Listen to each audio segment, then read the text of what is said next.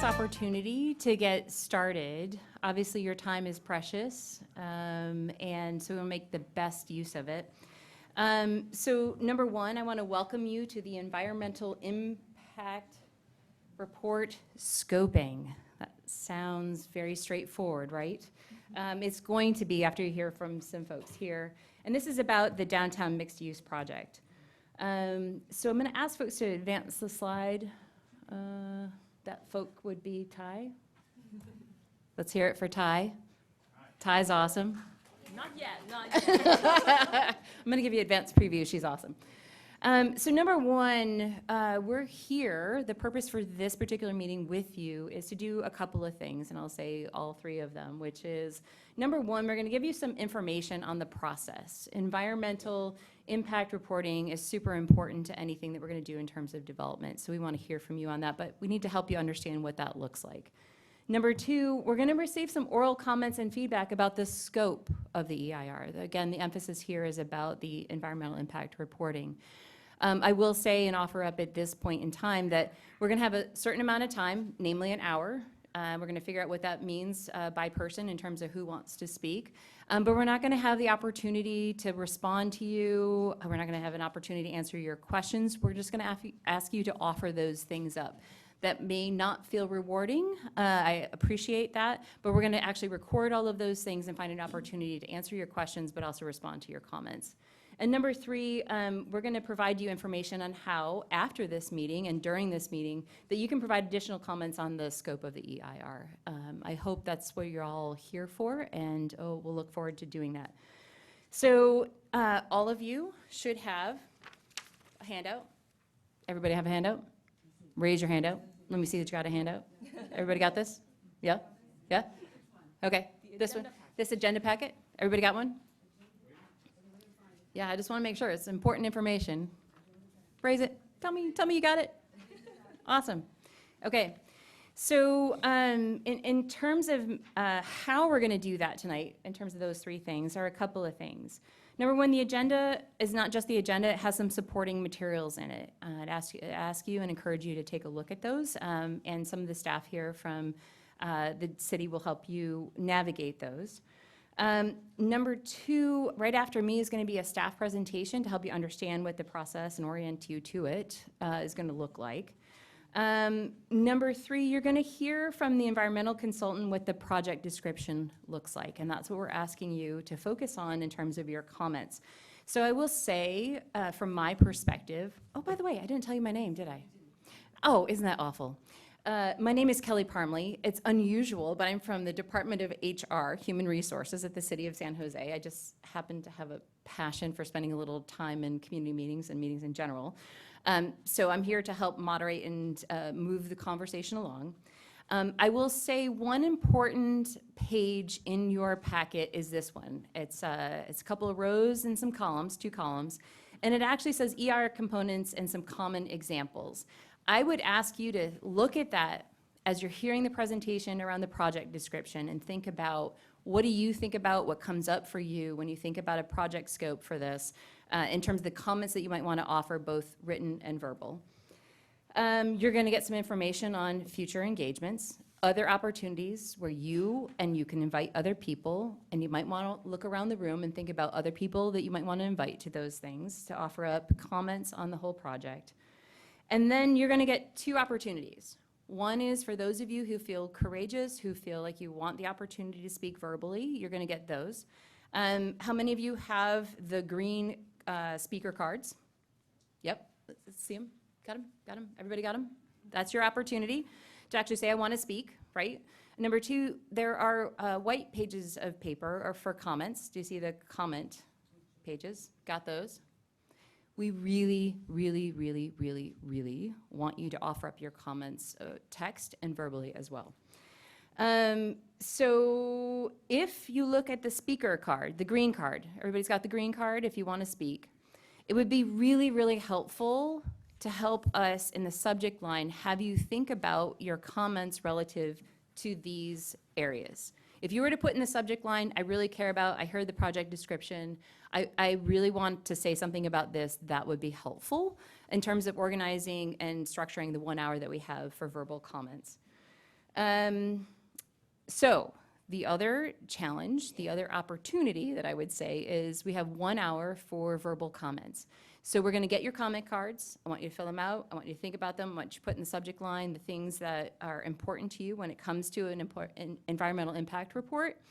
And we'll figure out how much time we're going to have to do that, and we will give everybody an hour within that time constraint to actually offer up their comments. So I think that's where we're at. Am I supposed to say anything else, Ty? No. No. Okay, we're good? Okay, awesome. So I'm not going to ask any questions because they're going to be questions. I'm going to turn it over to you to help us understand where we go next. Yeah, that's right. Let's see. Testing. Sorry, I'm gonna stand because I've been sitting all day, so this is a lot better. So my name is Tai Xiao Li. I go by Tai for short. I am the supervising environmental project manager, and I am assisting Shannon Hill, who is the lead on the environmental review of this project. She's in the back. Shannon, wave. Awesome. So Kelly's already went over a lot of the agenda, what we're going to talk about, so let me jump right into it. So the project description. The project is going through the city review for a general plan amendment, a plan development rezoning, and a plan development permit for the full development on the 84-acre site. The detailed components, there's a lot of uses in this project. As you all know, the project description is also on your agenda. It's posted online, so you guys are well aware of what the project entails. And the environmental consultant will go deeper into that project description, but this is just, again, an overview. There's residential units, there's hotel rooms, there's event centers, and etc. I also want to inform everyone, if you don't already know, that the project is also pursuing AB 900, Assembly Bill 900. What does that mean? So the project is actively going through the application process under the governor's office for a determination to be a leadership project. That means the AB 900 is a 2011 law. Sorry, let me get my notes to be more accurate here. So it's a 2011 law that if a project is deemed as a leadership project, any challenges to the environmental document will need to be decided within 270 days in the Court of Appeal. There's many criteria in how the governor's office is going to determine if a project will be a leadership project. And some of that is listed on the slides, such as it has to be a certain dollar value. It has to not result in a net additional emission of greenhouse gases. That has to be transportation efficient. It has to give jobs to Californians, and etc. Do not worry. This PowerPoint is going to be uploaded on the website after the meeting as well. So it will be available for you. But if you also look up AB 900, you'll see more details about what the criteria are.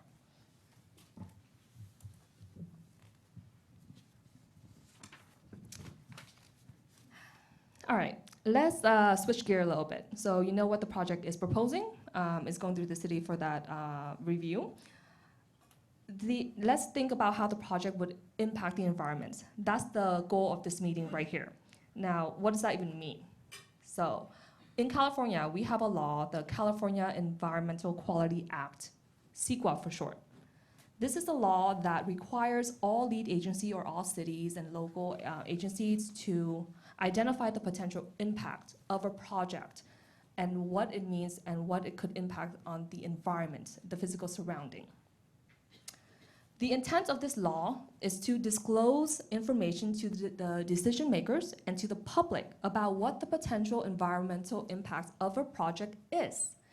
And also it has to it could identify alternatives to how to mitigate those impacts, and it would also have mitigation measures on how to further mitigate those impacts. So the purpose of CEQA overall is disclosure. Disclosing the potential impact, disclosing the potential alternatives that a project could have, disclosing the potential measures and conditions and mitigation measures that a project will have to implement to reduce those impacts.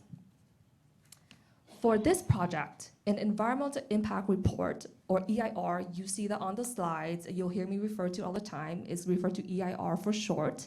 That is the appropriate document to accomplish this goal, and it's the highest level of review under CEQA.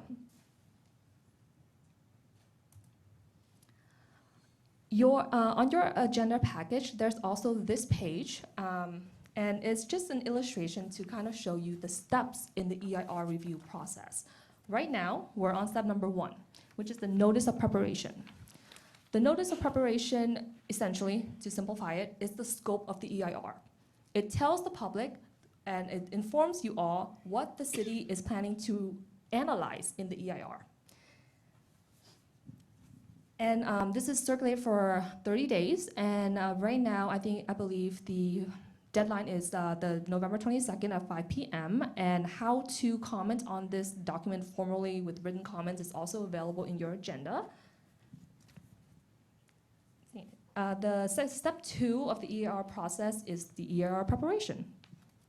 Once the EIR is ready, we move to step 3, which is the public circulation of the draft EIR for 45 days.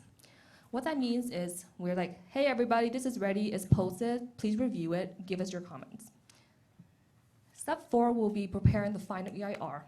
The final EIR includes responses to comments, to those comments that we received during the draft circulation of the step number 3.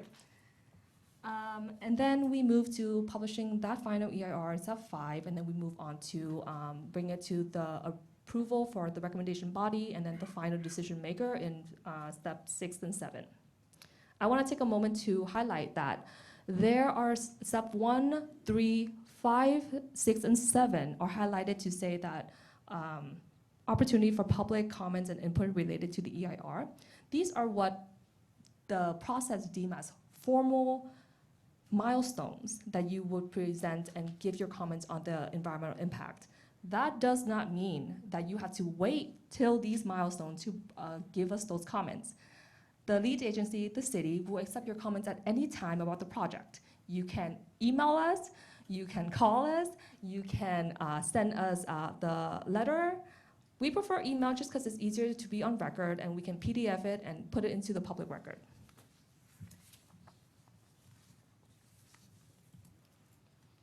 All right, like Kelly said earlier, in your agenda package, there's also a table of all the resource areas or components of an EIR.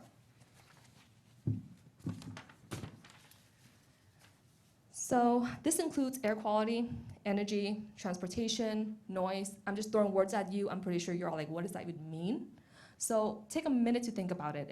If you're thinking about how this project could impact me and my neighbor, if there's more people, does that mean there's more pollution? Is the construction going to be annoying? Is it actually going to impact you? How about the toxic that on that gas station that might be there? Is there a historic home in your neighborhood that will be impacted by this project? All those are examples of what you should think about when you're giving your comments about what I'm concerned about. What is the potential impact of this project on my neighborhood, on the physical environment that I live in? So those are just some example. And again, the example in your agenda package does not mean that's the only thing you can comment on.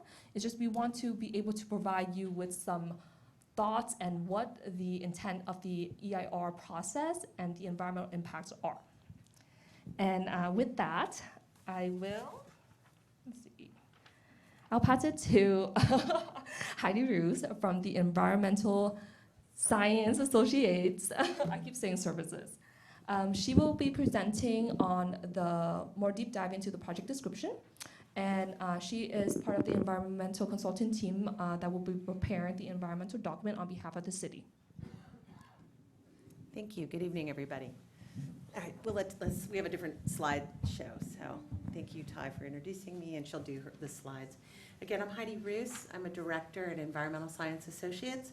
We're working with the city on the environmental review for the Downtown West Mixed-Use Project. I've been asked to present some of the development program details, including the proposed land uses, parks and open space, the utility plan, and the anticipated transportation and circulation changes. Next slide. So as you can see on this slide, here in the diagram, the Downtown West Mixed-Use Project would be located in the western portion of downtown, northwest of Highway 87 and Interstate 280.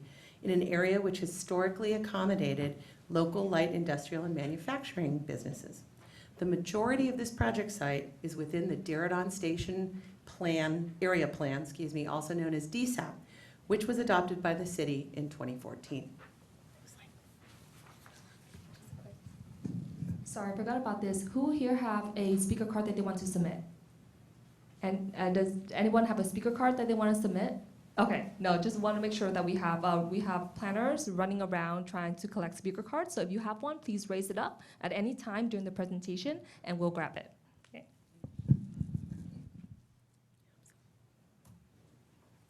Thank you. So the Downtown West mixed-use project encompasses approximately 84 acres across more than 100 parcels, stretching approximately 1 mile north to south.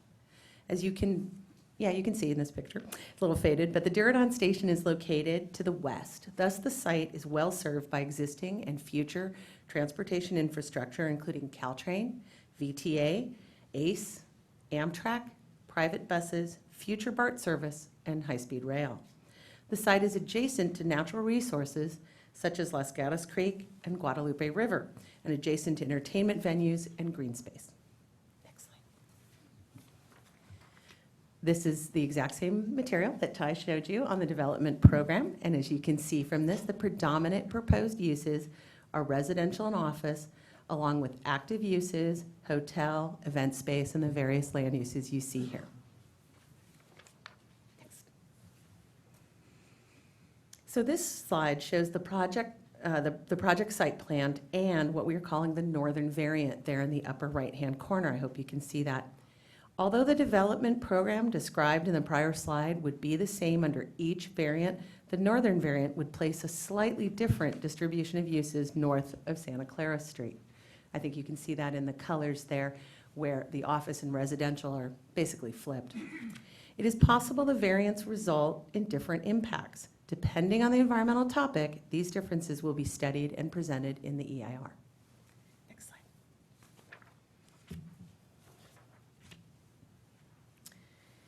So this next slide presents the project's inclusion of numerous parks and open space areas throughout the project site. Programming will vary and be site-specific. Designs are currently evolving based on public input gathered as part of this planning process. The project would include a new pedestrian trail spanning the site, which is intended to enhance access along Las Gatas Creek. And that is in blue. Well, I don't think you can see it, but it is shown there. So for transportation circulation, a project of this manner and size would result in some network changes. In particular, as is proposed right now, Cahill Street would be extended from West Santa Clara Street to Julian Street in the site's north and to Park Avenue in the south. North Autumn Street would be extended to the site's northern edge. Potential extension of Lenzen with connection to Cinnabar Street is being studied, and north of the SAP Center, West Street, John Street would be extended to connect with the lengthened Cahill Street. So the proposed circulation enhancements include sidewalk widening, pedestrian amenities, mid-block passages, bicycle lanes, and enhanced connectivity.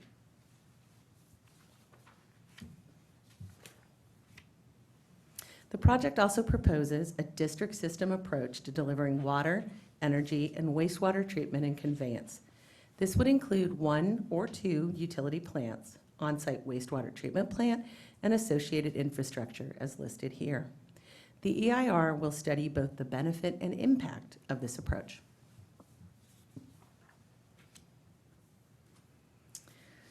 EIRs analyze physical impacts from 2 activity types, which are construction and operation. It's envisioned that construction and occupancy of the project would occur in 3 phases with full occupancy by 2040. And with that, I'll turn it back to Ty.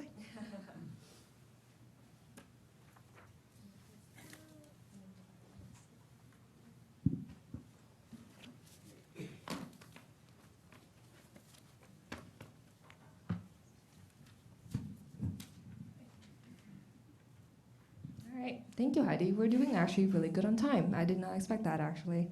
I thought I would drone on forever. So before we open up the comment period, I want to emphasize that the purpose of this meeting is to get your input on the environmental impact of this project. Think about all the things that could happen if the construction and the operation goes in phases versus go on at once. All those thoughts, put it in writing, or you can say speak here. I think we so far only have one speaker card, so again, I want to re-emphasize who in here wants to speak. Please raise your green card and we'll come and get it. There will be future opportunities to comment on the project development itself, one of which is already scheduled for December 5th at 5:30 p.m. in the Martin Luther King Library, room 225.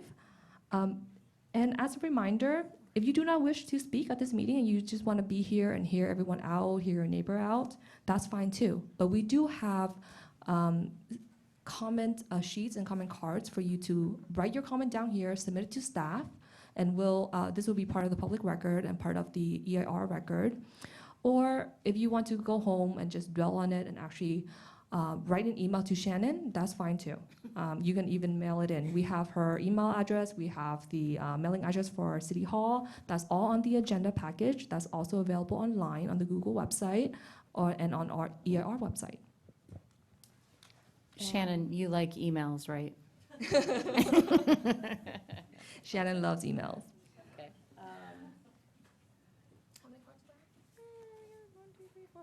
We can handle it. Yeah, we have 5 cards so far, and I imagine that as we get the speaker up, we'll get more cards. So So we have an hour for comments. So in other words, we can have until 8:25 for comments. So if things come up as you hear people speak, as you reflect on what you're hearing, we'll certainly take comment cards. And again, those are the green cards, and folks will catch those. I want to say we have 2 minutes, yeah, 2 minutes, but but we'll we'll accommodate find our more way through it. because we were expecting a lot more. Yeah, so I have this little Zen kind of,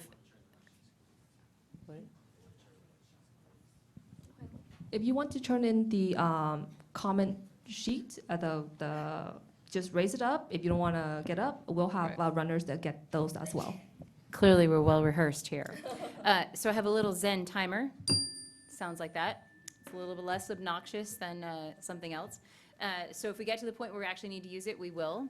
I also, thank you, that's really important. That's really kind of annoying, wasn't it? So I also, just before we get going with comments, and I'll call folks up here, I just want to acknowledge the staff from PBCE. If you folks would just raise your hands, you're going to be here to capture comments on charts.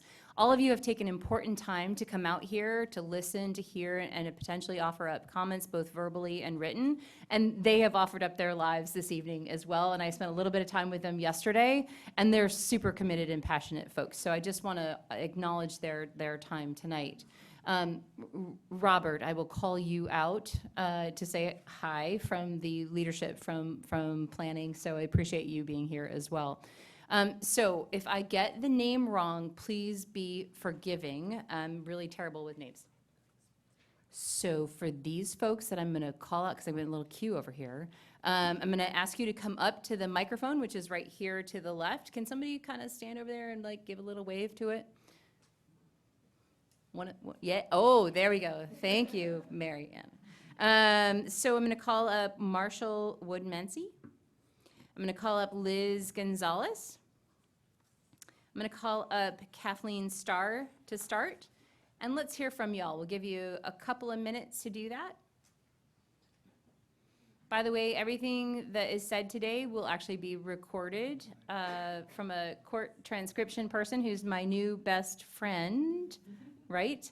So I'm going to ask you to state your name plainly and clearly for the record. And then some folks are going to capture comments on the flip chart paper. Great. Marshall Woodmansey. Oh, I did a pretty good job, right? Yeah, you did. Yeah, awesome. Great. Thank you. Let's hear from you. It's here for me. Everyone. Here for me. Fun meeting, by the way. Thank you. My question is, I live on Stockton Avenue. And one of my biggest qualms with a lot of construction going on in downtown is the lack of resources they put into protecting cyclists and pedestrians when they shut off the sidewalks for construction, which I understand is a necessity.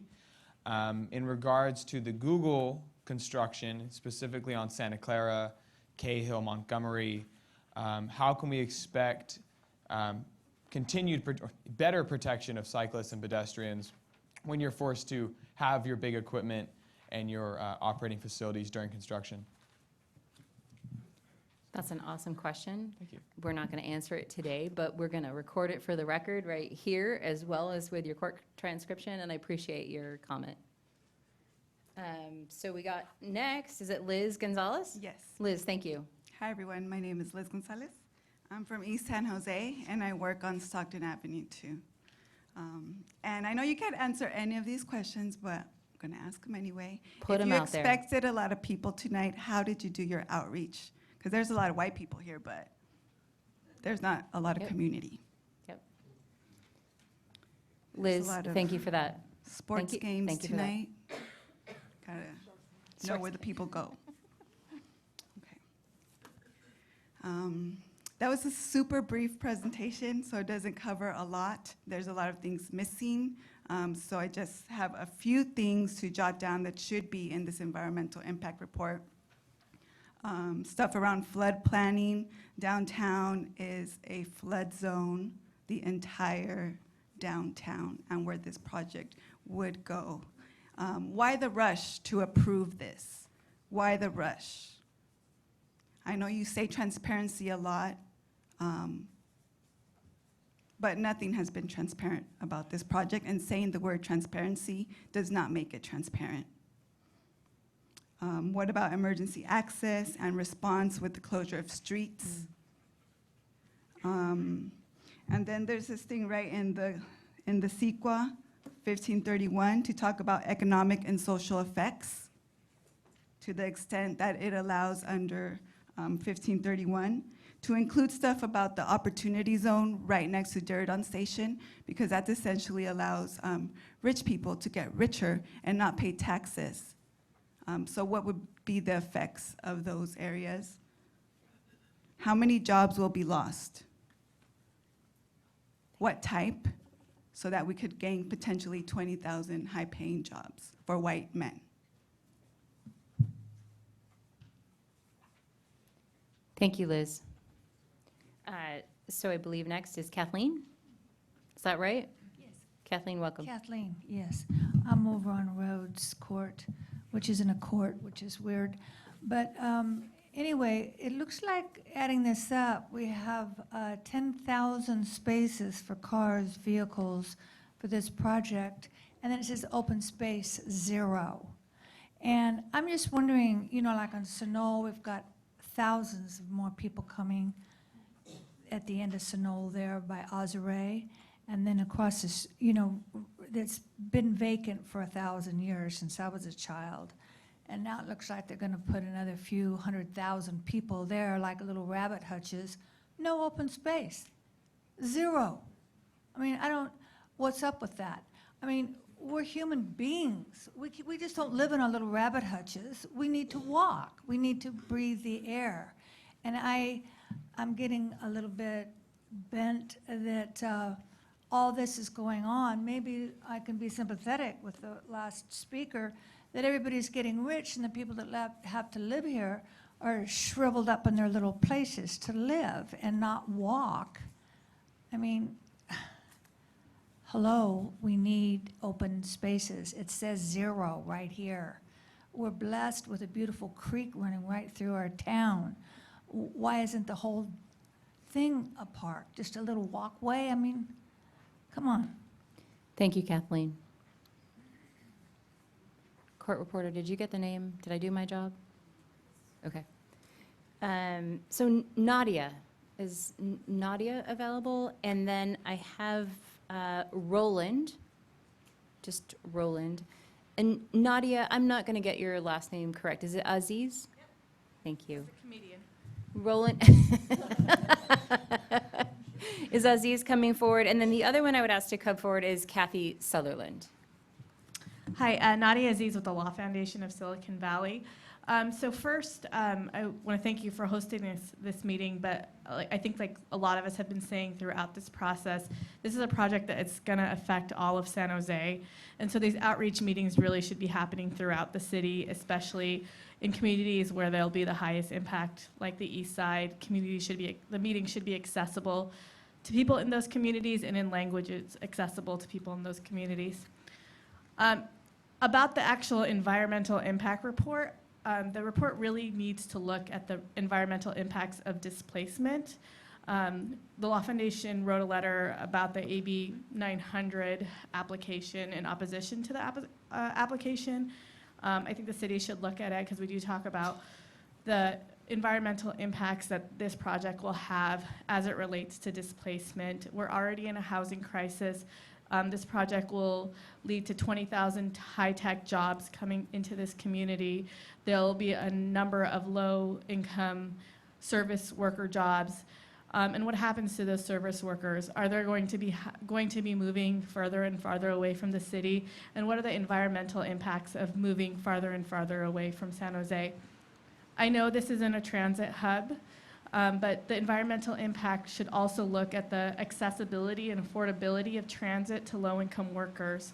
If people are moving into the Central Valley, but they can't afford to, get on Amtrak every day to come into their cafeteria or security jobs, what is the environmental impact of having that many cars on 580 trying to come down to San Jose? So all of those things need to be part of the environmental impact that you all look at. Thank you. Thank you so much, Nadia. And we did not turn up the air conditioning or whatever is going on because of you. I'm not sure what that's all about. So I appreciate your willingness to endure that. So, Roland? Could you please back up to the transportation circulation slide? The one when we added various streets to a street grid.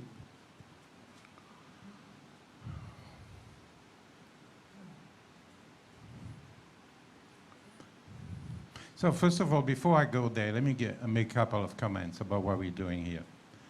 You're having a scoping meeting right now, which I think is not very well advertised, slap bang in the middle of a VTA board meeting, a critical board meeting. I'm watching Mayor Liccardo right now.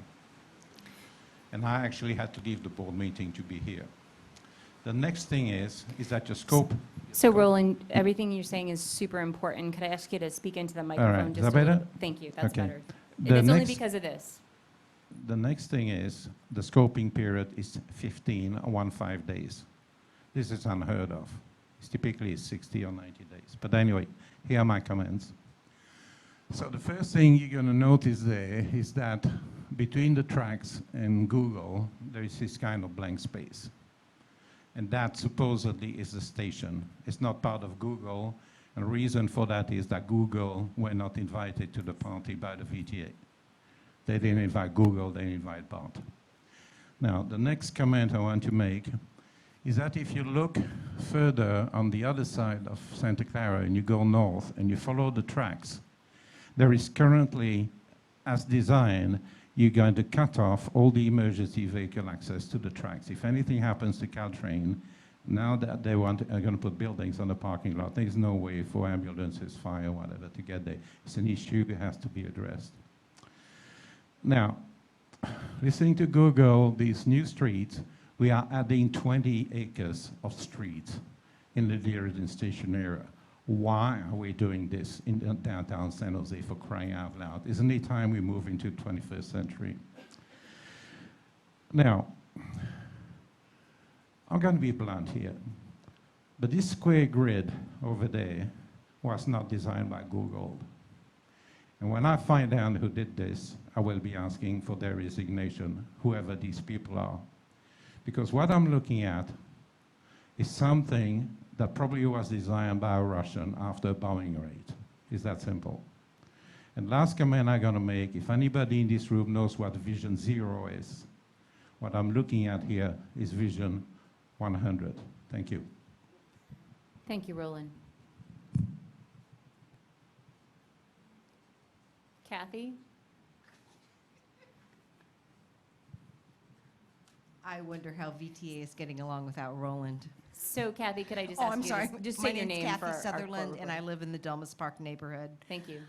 So for the EIR and the impacts of both the construction and the development, I'd like to know how broad you look, whether it's going to be just the official property, or if it's going to take into account impacts into the neighboring, the adjacent neighborhoods, and how large that impact area is going to be.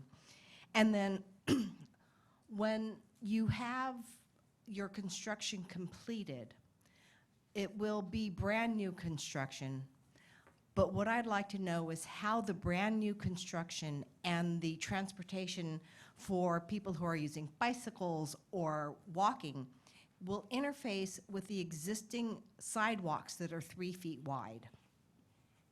And so I'd like to know the impact, how the EIR is going to address the impacts on the neighborhoods that are over 100 years old. Thank you, Kathy. Appreciate that. So I have, so Tessa Woodmansey. So I'll ask you to speak to all three. I'm assuming that you're happy to do that? Okay. Folks, if you have any other comments that you want to offer up verbally, I please ask you to fill out your comment cards and get them to a staff member. So Tessa, just make sure you state your name for the Okay, record. good. Thank you. Tessa Woodmansey. We live on Stockton Avenue. I guess one thing in regards to the outreach, it was very poor. My girlfriend and neighbor got the card on Pershing Avenue, but I live on Stockton at Shealy, and we didn't get any cards.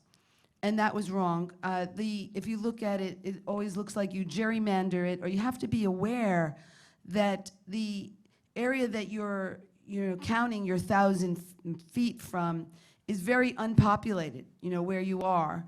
And even the side of Stockton Avenue from Whole Foods all the way to Lenzen, I mean, there is some housing and there's a lot of rental homes, but the real neighborhood that we're part of is called the Garden Alameda, and it will be impacted, and you didn't go far enough. So that's one problem.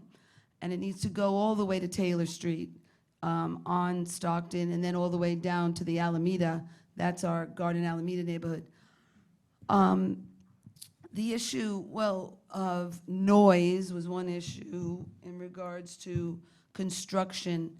And the city of New York, whenever construction happens, requires a broadband backup beeper. And what that is the problem with the single tone backup beeper is really destructive to our health and our nervous system, and actually isn't very safe. It isn't as safe as the broadband backup beeper made by Brigade Electronics. I don't make any money for this. Because I live with a lot of trucks and buses, I've had to research how to have good neighbor warning alarms, and because it's very destroying to our health to have those single tone. So like in the city of New York, they require it for all construction. But it should be part of just all of this community. And you're building this Google Village. I've been saying, and I even got support from the Downtown Business Association, that Google Village should be car-free. That's how we should be building it. And because we have so many problems with the cars. And as we are needing to reduce our fossil fuels to zero, and at least the science is saying we have 10 years to reduce it 50%. Well, we have this opportunity with your project to do it the right way and not make the mistakes that we've made in the last 100 years of how we've been evolving as a species before we go extinct. So we need to have it car-free. And the issue with our streets is that Stockton Avenue is a very bad design of a street and needs to be improved become a boulevard into Google Village. And so we're proposing roundabouts that we need to be getting the pot of money that supposedly Google is presenting to our city for mitigations into our community.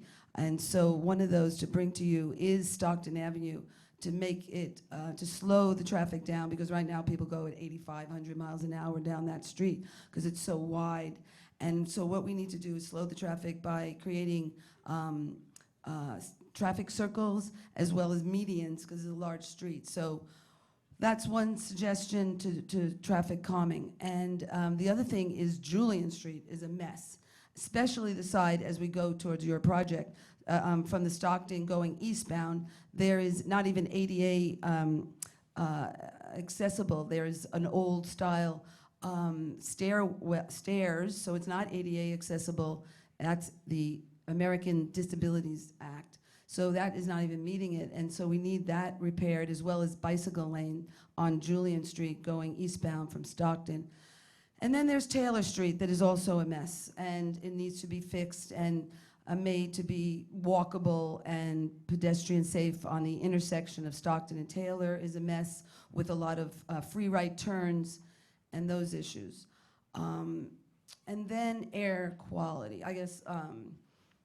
Let's see, I guess, of course, there's the underpass under Taylor that needs to be fixed. And one idea we've had, my husband and I, in regards to Taylor Street, it was Julian Street, that actually on Julian, there's quite a big promenade, and that should just be a walking and pedestrian side as you go towards PG&E. But it needs to just then be ramped, and so it would be accessible. So it is doable to make that walkable and bicycle on Julian.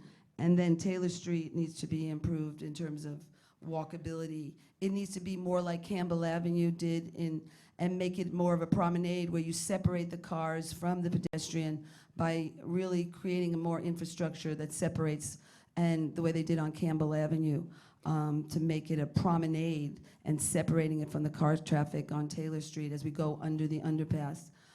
So All right, Tessa, so let's see, am I almost done? So Tessa, Yes. You did a really good job I? of your three Did I? Okay, air cards. quality, I didn't talk about air Around, quality. no, you talked a But little I'm bit done. about, so you talked about noise. Okay. You identified, I think, 3 particular areas around transportation, Okay. and you did speak a bit to air quality. So, I guess I'm done. I'll What's give your you, thing? I'll give you about 30 more Oh, seconds if you 30 want to more say seconds. something You're about so air quality. generous. If you Okay, want to say good. something about air quality. Air quality. Well, let's see about air quality. What does that look like for you? Yeah, well, that's the issue. That's why we really need to be car-free, because our neighborhood, we are in a community at risk. We are a community at risk where we are on Stockton Avenue, going from Stockton all the way to the East Hills, that we are a community at risk. And actually, the Bay Area Air Quality, that's the Bay Area Air Quality Management District, is even creating more stringent controls. So we really need to think about creating car-free San Jose. Great. Tessa, thank you. Appreciate it. So Harvey, where are you? At the mic. You know, we were waiting for you, Harvey. Harvey Darnelli, is it? Darnell. Darnell. Oh, Darnell. I'm really bad at reading, apparently. Well, Our probably court transcription worse at person writing. got it?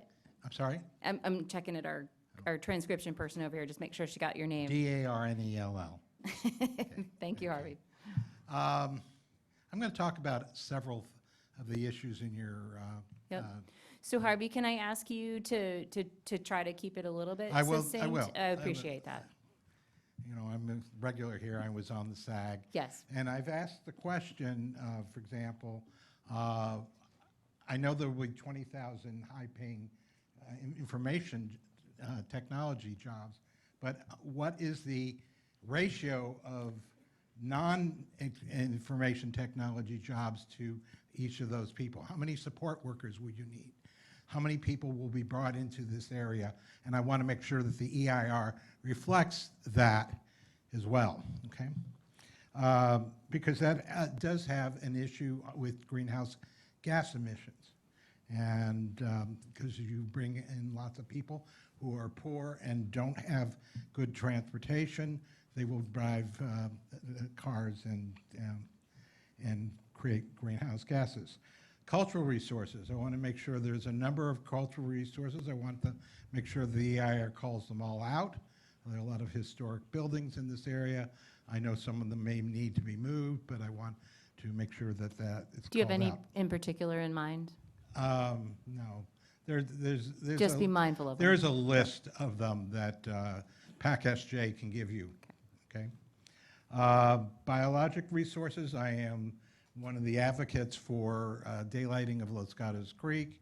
So I want to make sure that the EIR calls out the most sensitivity to Los Gatos Creek.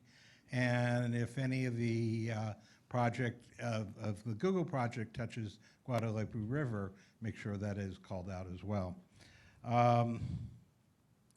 Population and housing. I am concerned about the mixture of how we make sure that we have places for those who are not being paid the high-level jobs are housed in this area, whether they're housed here or somewhere else. I'd like to know what kind of displacements there will be and what the plans are to bring people in.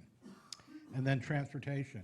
This is an area that if you get on Santa Clara at Montgomery at 5:30 in the afternoon, which I've done trying to go over the river through the woods from the county building, it can take 20 minutes to go from Montgomery and Santa Clara to Byrd and 280. So currently, there is a large number of cars in this area. I'm concerned that we're looking at this project in its silo, and I want to make sure that, I've been assured by the director, that they are doing a separate plan for the other 160 acres in this area.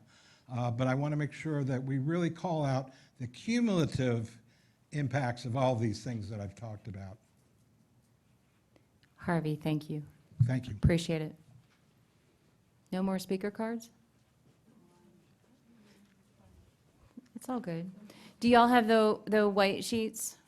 It's really important, if you don't feel comfortable speaking, that you actually fill out your comment cards and share them with a staff. I think somebody's trying to communicate something and I'm not getting it. So no other speaker comments? Okay. Oh, no, we got one. We encouraged somebody to. And the lucky winner is Gail Frank. Yay, Gail. Hi, I'm very interested in the historic structures and resources in this area. And I did write them down for my comments, but I thought I would perfect. just say it here real quick. I want to know what's going to happen to the pig sign and Navale's building, the future of that, and the Sunlight Bakery building, the Waterworks building, which I understand is maybe a community center type thing, but what the plans would be for that. I'm real worried about the Diridon station, and I don't know what's happening with that. And the Kearney Metalworks, Pattern and Metalworks building. Interested in the impact of the historic neighborhoods nearby, in the Delmas area, all those wonderful historic houses, what the impact would be to the neighborhoods. That's it. Thank you. Awesome, Gail. It takes a bit of courage to get up to that microphone. Appreciate it. Anybody? Oh, look, we're pulling them out here. Okay, I'm gonna get this really wrong. I hope you're super graceful. Is this Mojan? Oh, whew, I got that part right. So court transcriptor, I'm not gonna get the last name correct, and I'm gonna ask Mojan to say her last name. Good evening. My name is Mojgan Mahtizadeh, last name. Mojan, thank you. It's a beautiful Sure. name. So based on what I read, there's about 170 trees that is planned to be cut down. And I want to know in your EIR, the capacity of carbon absorption that we're gonna lose as a result of cutting these trees. You might say in your response that it's gonna be replanted, but it takes many, many years to get to the same level of these mature trees. Thank Yeah. you. That's awesome, thank you. That's a unique interest, and I appreciate you bringing it forward. Anybody else? Oh, gosh, I keep recruiting them. Shannon? You're getting a lot of steps in tonight. Do you have a watch? Because I'm not getting any. So Bill Rankin? Yes. Bill, have at it. Hi, Bill Rankin. I live in North Willow Glen.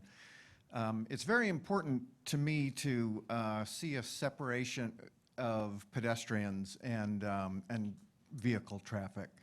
So as far as the Los Gatos Creek Trail goes, I would like to see as many underpasses or bridges over roads to keep cars and pedestrians separate. One possibility is to have an underpass under park as that gets developed, and any other street crossings heading north towards the Guadalupe. I would like to see as many bridges or underpasses as possible. Bill, is it safe to assume that you bike? Yes. I do. Thank you for that. Appreciate it. Any other daring souls out there? Please tell me you have white comment cards and that you're putting things down. The staff here are super interested in it. It's a really important part of the process. So I'm going to say this is not well rehearsed, and I'm not really sure, Ty, what the next step is. But while I get to Ty, first of all, I would just ask for a slight bit of applause for the staff who are here trying to help us manage this process. Having spent some time with them, they are dedicated and devoted to the city of San Jose, and I think sometimes from the public perspective that may not seem true, but I spent a little bit of time with them and I'm super impressed. Number two, I would ask you to give yourselves a round of applause, like give yourselves. You realize that it's almost 8 o'clock at night. You've put in a full day. You probably are not with your families and your friends and other folks, and I appreciate you coming out. Just showing up is really important. And I would offer up that I heard a couple of comments tonight about outreach and engagement. If you have opportunities to reach out to folks from communities who are not represented here, I would encourage you and ask you to do that, right? It's all of our responsibility to make sure that voices are heard. And we can do a lot of things from the city, and there are a lot of things that we can't do. And so I'd offer up that you all are really important to making that outreach happen. Again, voices are all really important. Am I forgetting to thank anybody else? So I'll turn it over to Ty right now. Yes. Okay. You couldn't hear me? Oh, I'm so sorry. So the young woman up here asked about what the December 5th meeting was about. Got that now? And now Ty's going to actually give us an answer to that. Thank you. So the December 5th meeting is on the project, is a community meeting for the development application. So since it's my turn again, I'll take this opportunity to kind of tell you all about some other engagement opportunities that are coming up that are related. So in addition to reviewing this project, the city has initiated a process to amend the Diridon Station area plan, which covers 250 acres and includes this project within it. So in your agenda sheet, and there's the location map, as you can see, there are two outlined. There's the project itself, and there's the Diridon Station around it. So the purpose of this is to update the plan to reflect the current conditions and incorporate this project align with other adopted and ongoing plans. As part of this process, the city are preparing 3 area-wide studies on affordable housing, parking, and infrastructure financing. We are working on these city-initiated projects concurrently with the review of this project and preparing the Diridon Integrated Station Concept Plan with a target of completion by the end of 2020. The city will be conducting engagement to share information about and get feedback on all of these interrelated projects over the next year. As shown on the flyer, actually in front, if you want to come out there, we have a few flyers at the desk. And also on this slide, we have 2 already scheduled a community meeting for this Girardon Area Plan update. One is November 18th, and one is December 7th. Again, these slides will be updated on the website, so you will have access to this information again. And there's also a website that girardonsj.org for more information. And I also was asked to announce that on December 7th in the afternoon, the project applicant team will also be hosting a separate community meeting. And the location has not been determined yet, so more information to come on their website. So please look out for that as well. So did I say December 5th and it's really December 7th? Nope, there's 2. Oh, Again, okay. let's reiterate. I just I know, I knew this was gonna wasn't get a little bit confusing, Okay. but December 5th is a city-held community meeting for the project application. November 18th and December 7th is the Girardon Station Area Plan community meeting. It's 2 separate plans, but we wanted to give you all the opportunities to look at related information as well. Yep. Yeah. That's one where I will expect your attendance. Right? Awesome. So can I let somebody say 20, did you say 20 seconds, About Roland? 20 seconds, yeah. Okay. One last comment on the Harvey Darnell. Oh, sorry. Did I say Roland? You did. Oh, goodness. That's Roll- awful. we're- You're Harvey. Yeah. Sorry about that. One last comment is about the interface of this project with not only Kathy's neighborhood, the historic neighborhood, but also the Gregory Plaza neighborhood, and the impacts of the whatever they're going to put in on the interface with these existing single-family, low historic houses. Okay. So this woman here is asking where it is. I'm sorry, where Gregory Tessa. Plaza is also Azaray, and some tall buildings may be casting long shadows on that neighborhood. Okay. My apologies. The question came from Tessa, which was where is that located? And then Harvey essentially answered. I feel like we got a partnership going here. Awesome. Are you going to finish up? Yeah. Awesome. Okay, so just want to reiterate again, please send all your comments, even if they're not written here, but you'll think about when you get home. Please send it to Shannon Hill about the environmental impacts. Shannon, do you want to raise your hand again? She would love your comments. She feels like this all night. Just raise your hand, please. So her information is on the slide and it's also on the agenda. Her email address is the easiest way to reach her, but we understand if you have a whole package and you want to mail it in a hard copy as well. And we also have a lot of handouts in the front that are left, so please feel free to take them. They have a lot of information on there about this project and also about the Girardon Station Area Plan. And there's also a bunch of comment cards, so please take them. If you want to write on them and then send it in, that's great too. And with that, I just want to thank you again for taking your time, coming out here. I know there's a game going on. I know there's other meetings that you could attend, but I really appreciate it, and the staff really appreciate that you're coming out here and giving us and participating in this process. Notice of preparation. Great. Thank you. Have a good night. And staff will still be around for a while, so feel free to chat with us.